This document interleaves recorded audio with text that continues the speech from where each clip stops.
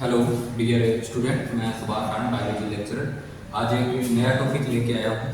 कल अपन ने डिस्कस किया था बीटी कॉटन का कि बीटी कॉटन क्या होती है, बीटी कॉटन की वैरायटी को कैसे बनाया जाता है। आज उसी तरह बायोटेक्नोलॉजी का ही एक टॉपिक है जिसमें अपन पढ़ेंगे मोस्टली बायोटेक्नोलॉजी के टॉपिक को, जिसमें अपन देख सकते हैं कि मानव निर्मित इंसुलिन, ठीक है ना, मानव निर्मित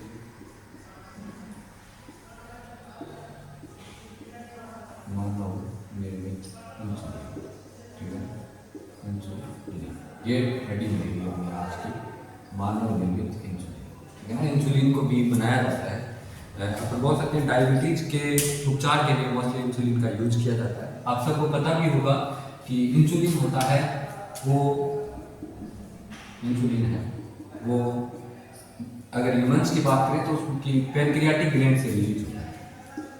कौन सी? पैनक्रियाटिक ग्लैंड से रिलीज होता है इंसुलिन। कौन सी ग्रंथि से रिलीज होता है? पैनक्रियाटिक ग्लैंड, ठीक है ना, अग्नाशय ग्रंथि से, ठीक है, अग्नाशय ग्रंथि से। और अग्नाशय ग्रंथि की एक सेल्स होती है जिसका नाम होता है बीटा सेल्स। इस सेल से ये रिलीज होता है, ठीक है ना, इस सेल से ये रिलीज होता है। और ये मोस्टली क्या करता है कि अपनी बॉडी के अंदर या ह्यूमंस के अंदर बॉडी में ग्लूकोज के लेवल को, किसको? ग्लूकोज के लेवल को मेंटेन करके रखता है, लेवल को मेंटेन करके रखता है, ठीक है ना। ग्लूकोज के लेवल को सही बना के रखता है अपनी बॉडी में, ग्लूकोज के लेवल को ज़्यादा नहीं होने देता। कौन नहीं होने देता? इंसुलिन नहीं होने देता, ठीक है ना। इस ग्रंथि को ये भी सुना होगा कि पैनक्रियाटिक ग्लैंड होती है, इसे मिक्सड ग्लैंड के नाम से जाना जाता है। किस नाम से जाना जाता है? मिक्सड ग्लैंड के नाम से, मिश्रित ग्रंथि के नाम से, क्योंकि ये एंजाइम एंड हार्मोन दोनों का सीक्रेशन करती है। किसका? एंजाइम एंड हार्मोन, ठीक है, हार्मोन का दोनों का सीक्रेशन करती है। कौन सी ग्लैंड करती है? पैनक्रियाटिक ग्लैंड करती है। कौन सी ग्लैंड? Pancreatic gland. और एंजाइम का भी सीक्रेशन करती है और हार्मोन का भी सीक्रेशन करती है, ठीक है ना। और आपको पता है एंजाइम मोस्टली इस ग्रंथि द्वारा स्रावित होते हैं, वो डाइजेशन में भाग लेते हैं। किस में लेते हैं? डाइजेशन। और इस ग्रंथि द्वारा मोस्टली दो ही प्रकार के हार्मोन रिलीज किए जाते हैं। एक होता है ग्लूकागोन, ग्लूकागोन, और एक होता है इंसुलिन, ठीक है ना, इंसुलिन। और ये ग्लूकागोन होता है वो ग्लूकोज के लेवल को बढ़ाता है, ग्लूकोज के लेवल को बढ़ाता है, जबकि इंसुलिन ग्लूकोज के लेवल को क्या करता है? कम करता है। और इस इंसुलिन की कमी से एक डिजीज हो जाती है जिसे डायबिटीज बोलते हैं। किस नाम से जाना जाता है? डायबिटीज मेलाइटस के नाम से जाना जाता है, मेलाइटस के नाम से। डायबिटीज भी दो प्रकार की होती है, एक डायबिटीज इंसिपिडस होती है, एक डायबिटीज मेलाइटस होती है। तो मोस्टली डायबिटीज मेलाइटस होती है वो इंसुलिन की कमी से होती है, ठीक है ना, जिसकी वजह से बॉडी के अंदर ग्लूकोज का लेवल बढ़ जाता है। तो इस डिजीज को रोकने के लिए क्या किया गया कि मानव के अंदर इंसुलिन बनना बंद हो गया। तो उससे कुछ टाइम पहले मोस्टली अपन बोल सकते हैं एनिमल्स का इंसुलिन काम में लिया करते थे, एनिमल्स का इंसुलिन काम में लेते थे या जानवरों का इंसुलिन लेते थे, ठीक है ना। और जिसमें से मोस्टली सुअरों का इंसुलिन यूज किया जाता था, ठीक है ना। और एक बात और बता देता हूँ, इंसुलिन होता है वो डायरेक्ट बॉडी में सीधा नहीं लिया जाता, उसको इंजेक्ट करवाया जाता है, इंजेक्शन के थ्रू लिया जाता है। लेकिन जो जानवरों का इंसुलिन था वो एलर्जी कोज करने लग गया। क्या करने लग गया? एलर्जी कोज करने लग गया, एलर्जी का कारण बन गया, जिसकी वजह से अपन डायरेक्ट जानवरों का इंसुलिन किसी ह्यूमंस को नहीं दे सकते। उससे बचने के लिए अपन बात करें तो एक मानव निर्मित या आर्टिफिशियल इंसुलिन बनाया गया है, ठीक है ना। उसका आज अपन डिस्कस करेंगे। सबसे पहले तो अपन थोड़ी सी जानकारी कर लेते हैं कि इंसुलिन होता है वो मोस्टली कितने अमाइनो एसिड का बना होता है, किससे बना होता है, कौन कौन सी प्रोटीन होती है, तो इसका थोड़ा डिस्कस कर लेते हैं कि ये कैसी संरचना होता है। इंसुलिन के मोस्टली दो चेन पाई जाती है। इंसुलिन की कितनी चेन पाई जाती है? दो चेन पाई जाती है। इस तरह से एक चेन इधर है, एक चेन इधर है, ठीक है ना। इस चेन को मैं ए चेन नाम दे देता हूँ। क्या नाम दे देता हूँ? ए चेन। और इस चेन को मैं बी चेन नाम दे देता हूँ, ओके। इस चेन को किस नाम से? बी चेन के नाम से। और इस चेन को किस नाम से? ए चेन के नाम से। ये दोनों चेन आपस में डाइसल्फाइड बॉन्ड द्वारा जुड़ी है। किस बॉन्ड के द्वारा? डाइसल्फाइड बॉन्ड के द्वारा, ठीक है ना। और ये जो ए चेन होती है वो 51 अमीनो एसिड की होती है। सॉरी, दोनों पूरा इंसुलिन होता है वो 51 अमीनो एसिड का बना होता है, दोनों चेन ए और बी। और ए चेन होती है वो 21 अमीनो एसिड की बनी होती है, ठीक है ना। और बी चेन होती है वो 30 अमीनो एसिड की बनी होती है, ओके। कितने अमीनो एसिड की बनेगी? 30। तो दोनों को मिला के कितने अमीनो एसिड हो गए? 51। दोनों चेन कितने अमीनो एसिड की बनी होती है? 51 की बनी होती है, जिसमें से दोनों आपस में जुड़ी हुई होती है किसके द्वारा? डाइसल्फाइड बॉन्ड के द्वारा। किसके द्वारा जुड़ी होती है? डाइसल्फाइड बॉन्ड के द्वारा जुड़ी होती है। और एक बात बता देता हूँ कि मानव में जो पहला इंसुलिन सिंथेसिस होता है वो अपन बोले कि प्राक इंसुलिन होता है। कैसा होता है? प्राक इंसुलिन होता है या प्रो इंसुलिन होता है।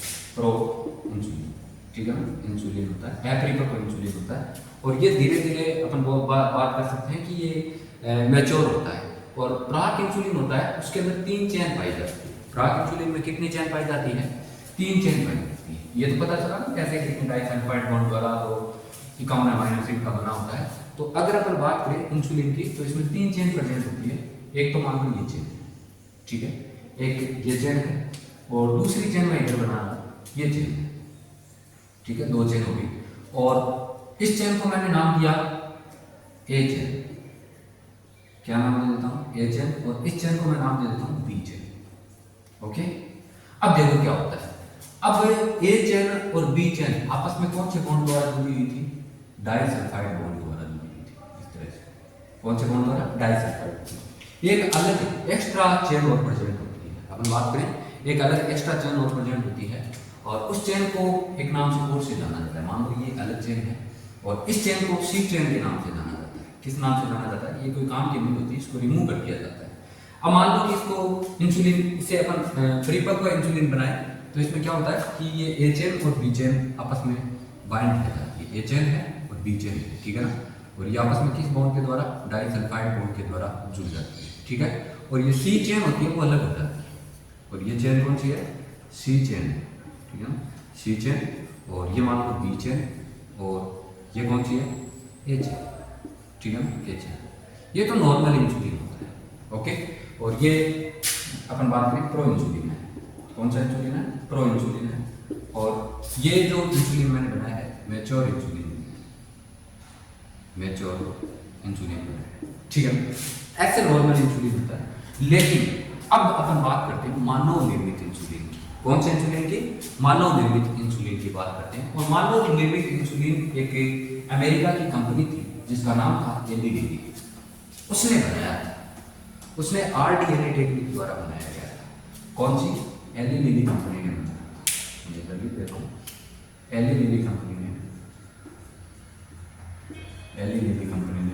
1983 में बनाया मानव निर्मित। और वो जो इंसुलिन बनाया था वो RDNA टेक्नोलॉजी द्वारा बनाया।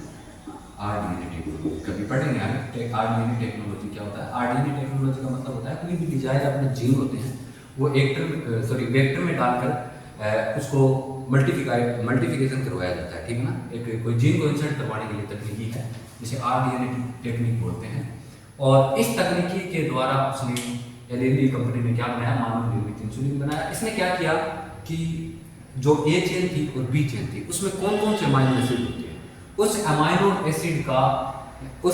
एसिड से DNA का अनुक्रम बनाया, ठीक है। DNA का अनुक्रम बनाया। देखो इस तरह से मान लो ये एक DNA का अनुक्रम है, ठीक है ना, पॉलीपेप्टाइड से बना हुआ है और इसके अंदर 21 अमीनो अम्ल है, ठीक है। इसका एक अनुक्रम बना लिया उसने, ठीक है।